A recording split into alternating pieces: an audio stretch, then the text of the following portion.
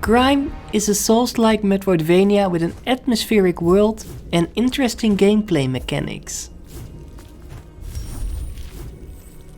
You play as Aklan, a walking black hole in a grim, dark world mainly made out of stone. You have a special gift though. You can absorb part of your enemies. You can block your enemies' attacks when the health bar is grey and absorb when it's red.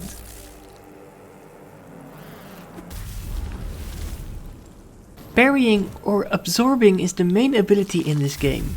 It kind of forces you to use this ability, because it deals a lot of damage to your enemies, and it gives you an opening to strike.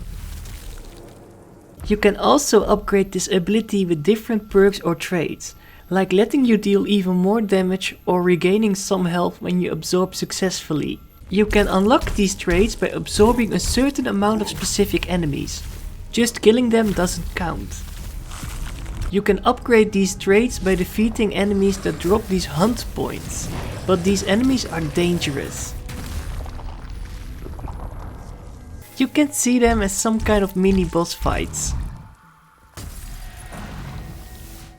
You can also upgrade your skill tree with the in-game currency. The higher level you are, the more currency you will need to upgrade your skills. I've been talking about your absorb ability, but you also have your main weapon.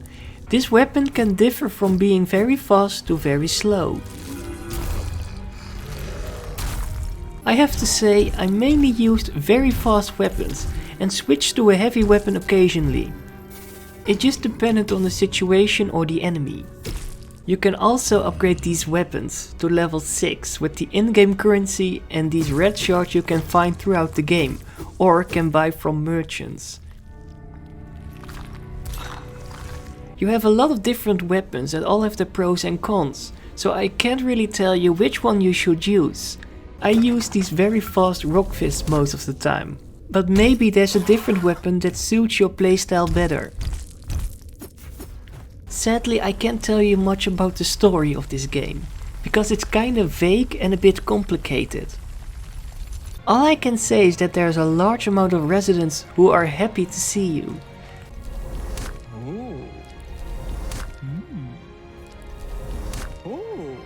But there are also other residents who dislike you.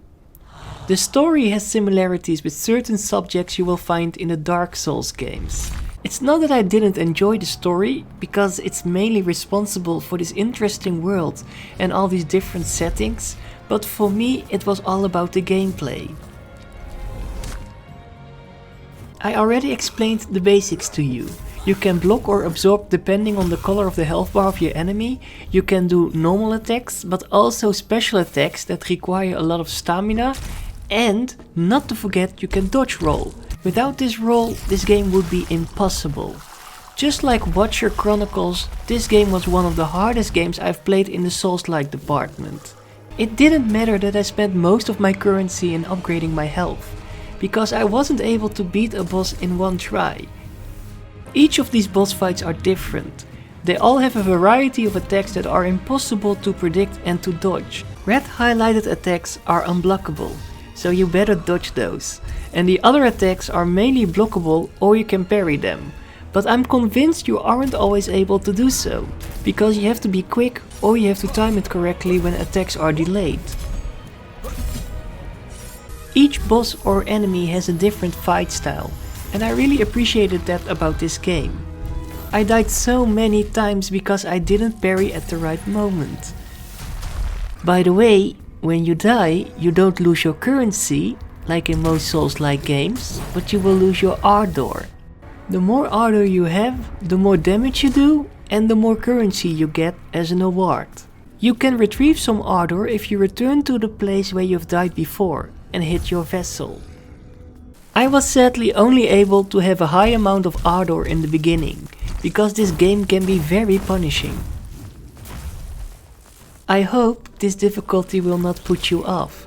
The only advice I can give you is to just stay calm, and during boss fights to not start fighting immediately, but to analyze all the attacks first and try to see the patterns. There is one feature that makes this game even more difficult though, and that is that you don't see a map when you enter a new area. so you have no clue where you are supposed to be going and when you will reach another checkpoint. Luckily, you can heal yourself a bit with your breath. You will get some breath if you manage to absorb successfully.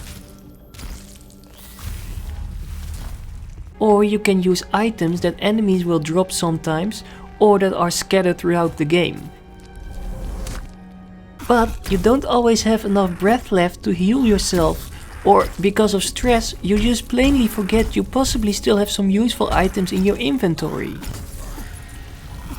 That's why you have no other choice but to roll past all the enemies sometimes, and be lucky that you will find a checkpoint or a beacon. If you activate a beacon, you will finally be able to see a map of parts of the area you have visited before, and it will update your map along the way until you reach a new area. And these checkpoints refill your breath, and you are able to upgrade your skill tree or traits when you use them. I wish I could say you could just beat a regular enemy without any trouble, but even they can kill you if you aren't careful enough. Especially when there are multiple of them. You have to be ready to dodge, block and strike. But once again, please don't let this discourage you, because overcoming these challenges are so worth it, especially these memorable boss fights. I have without a doubt a few favorites, but despite the many deaths I always stayed positive and tried to beat them. I really enjoyed the interesting parry or absorb mechanic, and how it affects the moves of the enemies or bosses. So in general, GRIME is absolutely not an easy game, but I do think it's a fair game. You are responsible for your own build, and there are even different armor parts to collect to boost your stats or to just use them in a cosmetic way, which is a nice addition.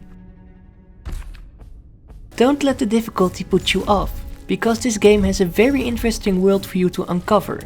Each enemy and each boss fight are unique, and especially the boss fights are memorable, and besides the fact that the world is incredibly atmospheric, it's also full of hidden collectibles like armor sets, special weapons, secret boss fights, a large amount of useful items, and not to forget some awesome upgrades that make for some flashy platforming.